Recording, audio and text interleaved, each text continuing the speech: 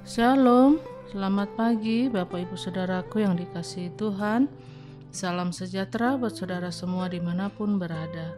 Saya mengajak Bapak Ibu Saudara untuk bersaat teduh dan berdoa dalam renungan penuntun kehidupan setiap hari. Kiranya damai sejahtera dan sukacita oleh Roh Kudus senantiasa melimpah dalam hati dan kehidupan kita semua. Tema renungan kita hari ini, kekhawatiran. Ayat bacaan kita terdapat di dalam Injil Lukas 12 ayat 22 sampai 34 dan di dalam ayat yang ke-22 berkata demikian. Yesus berkata kepada murid-muridnya, "Karena itu aku berkata kepadamu, janganlah khawatir akan hidupmu, akan apa yang hendak kamu makan, dan janganlah khawatir pula akan tubuhmu, akan apa yang hendak kamu pakai." Bapak Ibu Saudaraku yang dikasihi Tuhan, kita tahu bahwa kekhawatiran memang sesuatu yang tidak kita sukai, tetapi seringkali kita memilih untuk khawatir. Kita hidup dalam kekhawatiran, sementara kekhawatiran itu sendiri tidak pernah mendatangkan makna yang positif dalam hidup kita. Yang ada hanya kekecewaan, yang ada hanya penderitaan dan tekanan. Kekhawatiran bukanlah sebuah keadaan, tetapi kekhawatiran adalah sebuah pilihan. Karena kadangkala masalahnya tidak terlalu besar, tetapi kita memilih untuk khawatir, dan ada orang tertentu yang masalahnya jauh lebih besar, tetapi dia memilih untuk tidak khawatir. Dari semua perintah-perintah Yesus yang ada, mungkin salah satu perintah yang paling sulit untuk dipraktekkan adalah perintah dalam Lukas 12 ayat 22, yaitu janganlah kamu khawatir. Karena jika kita bicara tentang kekhawatiran, maka yang akan sulit sekali kita menemukan orang yang berani berkata saya tidak pernah khawatir dalam hidup saya. Karena kalau kita mau jujur, kekhawatiran adalah sikap yang akan selalu kita jumpai dalam keseharian manusia. Saudaraku yang kekasih dalam Tuhan, dalam ayat bacaan kita hari ini, Yesus dengan tegas berkata, "Jangan kamu khawatir." Mengapa Yesus memerintahkan untuk kita tidak khawatir? Apa hal yang buruk dari kekhawatiran sampai Yesus harus menegur orang yang khawatir? Kita pelajari dari ayat bacaan kita hari ini. Yang pertama, orang yang khawatir tidak menyadari bahwa Allah memelihara hidupnya.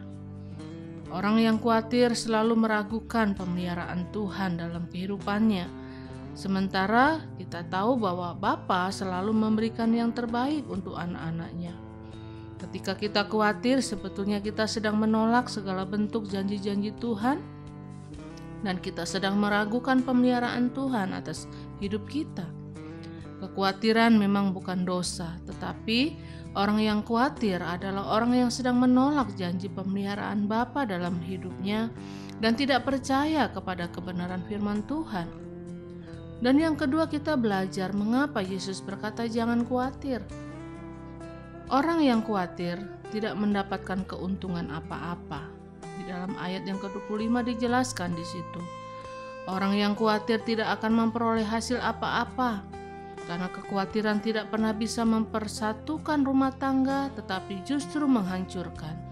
Kekhawatiran tidak memperpanjang umur seseorang, tetapi malah memperpendek. Kekhawatiran tidak akan menambah kesehatan seseorang, tetapi justru merusak kesehatannya. Jadi jika kita tahu bahwa kekhawatiran tidak akan mengerjakan dan tidak akan memberikan keuntungan apa-apa yang baik dalam hidup kita, untuk itu mengapa kita harus hidup dalam kekhawatiran? Karena kekhawatiran hanya akan merugikan dan menghancurkan. Dan yang ketiga, kita belajar mengapa Yesus berkata jangan kamu khawatir. Karena orang yang khawatir, tanda bahwa kita tidak mengenal Allah dengan baik. Hanya orang-orang yang tidak mengenal Allah yang akan hidup dalam kekhawatiran. Karena jika kita mengenal Allah dengan benar, maka kita akan dapat berkata seperti Paulus berkata, "Aku tahu kepada siapa aku percaya, dan aku yakin Dia berkuasa." Dan yang keempat, kita belajar dari perkataan mengapa Yesus berkata jangan kamu khawatir. Karena orang yang khawatir terhambat dalam menjadi berkat. Ayat 33 dan 34. Kalau kita hidup dalam kekhawatiran, kita tidak akan pernah bisa menjadi berkat. Karena kekhawatiran akan membuat kita selalu berpikir yang negatif terhadap orang lain.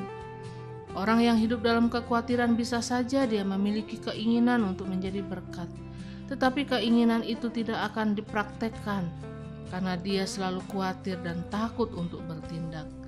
Karena itu Bapak Ibu Saudaraku yang dikasihi Tuhan, ingat bahwa setiap kita bisa saja menghadapi kekhawatiran, tetapi mulai hari ini, mari kita kembali.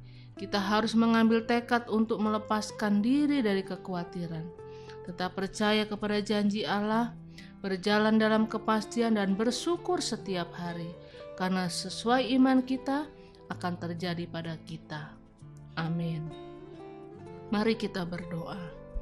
Bapa di dalam surga, terima kasih buat firman-Mu yang boleh kami terima, kami dengar pada pagi hari ini, yang kembali mengingatkan kepada setiap kami, untuk kami tidak khawatir tentang apapun juga dalam kehidupan kami.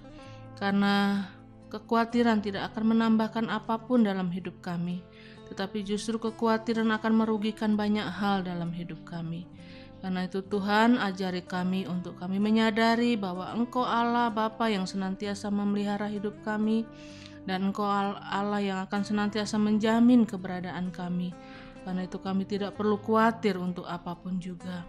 Ajar kami Tuhan untuk tetap hidup di dalam pengharapan, pengenalan akan Engkau, sehingga hidup kami senantiasa menjadi berkat. Hidup kami berdampak dan hidup kami memberikan pengaruh yang luar biasa untuk jiwa-jiwa, untuk setiap orang yang ada di sekitar kami.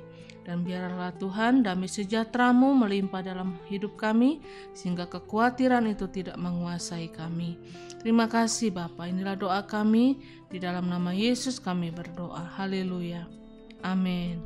Kiranya berkat yang sempurna dari Allah Bapa kita, kasih karunia dari Tuhan Yesus Kristus, dan persekutuan yang indah dengan Roh Kudus menyertai kita semua dari sekarang ini dan sampai selama-lamanya. Maju terus dalam tuntunan Tuhan, tetap semangat. Sampai jumpa esok hari dalam penuntun kehidupan setiap hari, dan Tuhan Yesus memberkati.